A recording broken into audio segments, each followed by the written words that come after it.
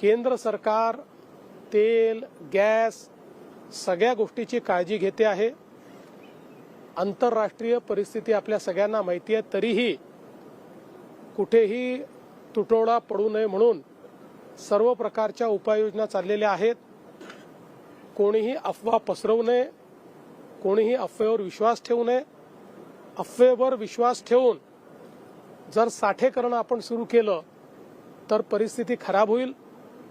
त्यातनं डिमांड आणि सप्लाय हे जे काही सूत्र आहे ते सूत्र कुठेतरी गडबडेल।